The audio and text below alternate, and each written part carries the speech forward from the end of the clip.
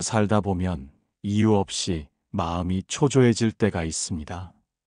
눈에 띄게 힘든 일이 있는 것도 아니고 누가 괴롭히는 것도 아닌데 괜히 가슴이 답답하고 말 한마디에 마음이 흔들리고 내가 하는 일이 모두 어설프고 불안하게 느껴질 때가 있습니다.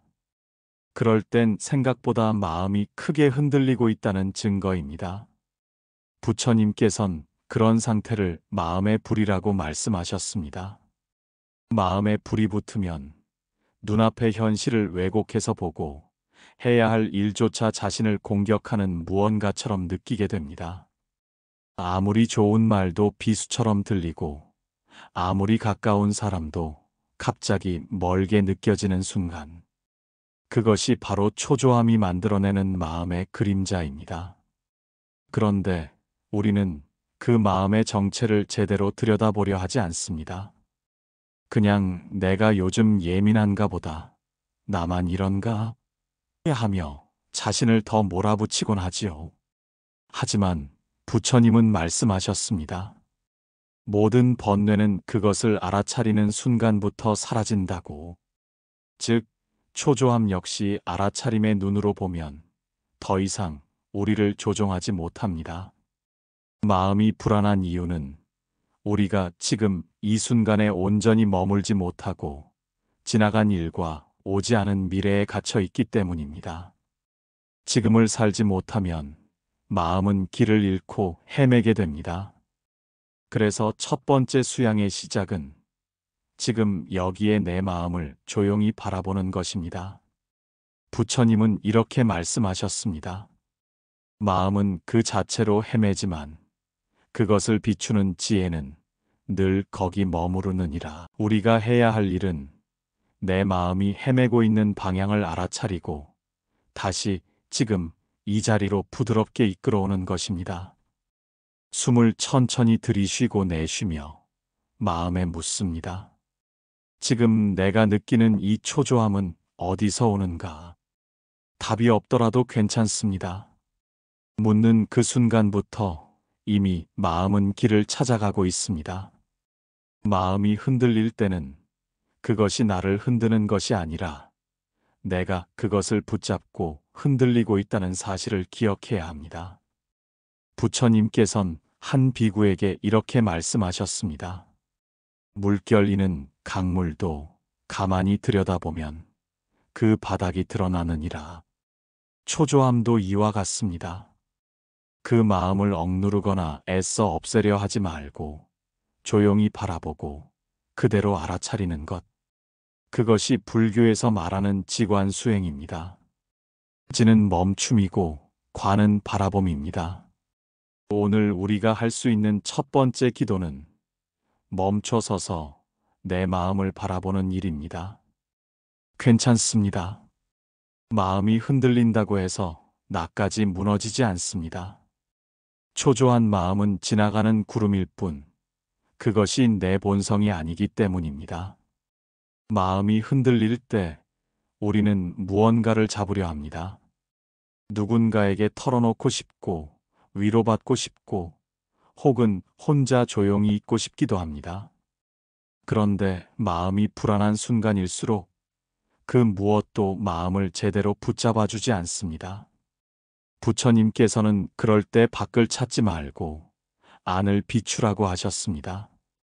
그렇다면 지금 이 순간 우리가 할 수 있는 가장 간단하고 확실한 방법은 무엇일까요? 그것은 바로 숨을 알아차리는 것입니다. 아주 천천히, 고요하게 숨을 들이마셔 보십시오. 그리고 아주 조용히, 천천히 내쉬어 보십시오. 숨이 들어오는 감각, 나가는 감각을 그냥 바라보는 겁니다. 이것은 단순해 보여도 마음이 어지러울 때 가장 강력한 수행법입니다. 부처님 당시에도 많은 수행자들이 이 방법으로 마음을 가라앉혔습니다.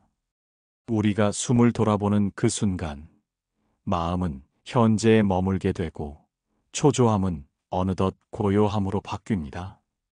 그 다음으로 도움이 되는 것이 염불입니다. 관세음보살, 관세음보살.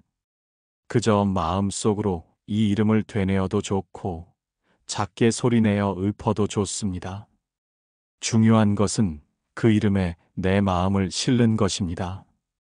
관세음은 세상의 소리를 관하신다는 뜻이고 보살은 중생을 구제하는 분입니다. 우리가 그 이름을 부르는 순간 내 마음속의 고통을 있는 그대로 관세음 보살께서 듣고 계신다고 믿는 것, 그 믿음이 우리를 안심시킵니다. 이때 염불은 단지 소리가 아니라 하나의 다리가 됩니다. 흔들리는 강을 건너는 징검다리처럼 마음의 중심을 다시 찾는 길입니다. 또 한 가지 권해드리고 싶은 수행은 손을 모으는 것입니다. 손을 가볍게 합장하고 눈을 감아 보십시오. 이 자세는 몸과 마음을 단단하게 연결시켜 줍니다. 불안한 마음은 몸에도 영향을 주기 때문에 몸의 자세를 바르게 함으로써 정신을 바로잡는 효과가 있습니다. 초조함은 흐트러짐 속에서 자라납니다. 반대로 정돈된 자세는 초조함을 잠재우는 힘이 됩니다. 아주 간단하지요? 천천히 숨을 쉬고 염불을 읊고 두 손을 모으는 것. 이것이 우리가 지금 당장 할 수 있는 첫 번째 기도이자 수양입니다. 그리고 하나 더. 무언가 간절히 바라고 있다면 그 마음을 부처님 앞에 그대로 올려놓아 보세요. 어떻게 해야 할지 모르겠다면 이렇게 마음속으로 이야기해 보셔도 좋습니다. 부처님, 지금 저는 제 마음을 어떻게 다루어야 할지 모르겠습니다. 초조하고 불안합니다. 이 마음을 부디 헤아려 주시고 제가 중심을 잡을 수 있도록 지혜를 허락해 주소서. 간단하지만 진심이 담긴 기도는 스스로를 가장 진실하게 마주하는 순간입니다. 그 기도는 비는 것이 아니라 마음을 열어 보여드리는 일입니다. 오늘 우리는 그 첫 발을 디뎠습니다. 초조한 마음은 어느 순간 나 자신을 향합니다. 왜 나는 이렇게밖에 못하지? 내가 너무 부족한가? 이런 생각이 시작되면 마음속 초조함은 곧 자기 비판으로 번지고 우리는 스스로를 다그치기 시작합니다. 남이 나를 꾸짖는 것보다 내가 나를 꾸짖는 것이 훨씬 더 아프고 깊은 상처를 남깁니다. 그런데 부처님께서는 이 점을 누구보다 먼저 꿰뚫어 보셨습니다. 그래서 이렇게 말씀하셨습니다. 자기를 이기려 하지 말고 자기를 이해하라. 이 말은 매우 단순해 보이지만 깊은 수행의 뜻이 담겨 있습니다. 초조함이 우리를 공격할 때 가장 먼저 무너지는 대상이 바로 자기 자신입니다. 마음이 흐트러지면 과거의 후회와 미래에 대한 불안이 한꺼번에 밀려오고 결국 자신을 탓하게 됩니다. 하지만 불교의 지혜는 말합니다. 지금 이 순간의 나도 그대로 괜찮은 존재다. 이것은 나를 합리화하자는 말이 아니라 나를 있는 그대로 바라보는 태도입니다. 부처님께서는 우리가 지금 이 순간 괴로움 속에 있다면 그 또한 연기의 결과라고 말씀하셨습니다. 즉, 지금의 내 모습은 내가 의도적으로 잘못해서가 아니라 수많은 인연의 결과로 잠시 이렇게 머물러 있는 것일 뿐입니다. 이 말은 곧 이 괴로움도 머무르지 않고 사라진다는 뜻입니다. 그러니 괴로움 속의 자신을 비난하지 마십시오. 나는 왜 이러지? 라는 말 대신 나는 지금 이럴 수밖에 없구나 하고 받아들이는 순간 마음은 점차 풀리기 시작합니다. 그것이 바로 불교에서 말하는 자비심의 시작입니다. 자비는 남을 향한 것이기 이전에 자기 자신을 향한 연민에서 시작합니다. 자신을 불쌍히 여기라는 뜻이 아니라 자기 마음의 상처를 똑바로 바라보고 그 아픔을 인정해 주는 것입니다. 이 수행을 자기자비 수행이라 부르며 다음과 같은 기도문으로 실천할 수 있습니다. 나는 지금 괴롭습니다.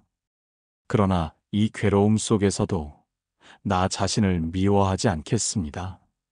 나는 실수할 수 있고 흔들릴 수 있는 존재입니다. 그러나 그 마음까지 부처님의 자비 안에 있음을 믿습니다. 이 기도문을 조용히 되뇌어 보십시오. 불안하고 초조한 순간, 그 한마디가 내 마음을 감싸주는 따뜻한 담요가 되어줄 것입니다. 또 한 가지 중요한 것은 지금 이 초조함을 겪고 있는 자신이 결코 나약한 사람이 아니라는 사실입니다.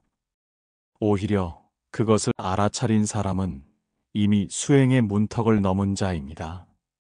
부처님께서는 수행자를 자각한 자라 부르셨습니다. 이 자각, 곧 알아차림은 우리가 다시 평온으로 돌아가는 시작점입니다. 이제는 나 자신에게 조금 더 따뜻하게 말해도 좋습니다. 마치 가까운 친구에게 말하듯이 요즘 많이 힘들었지. 그래도 잘 견디고 있어.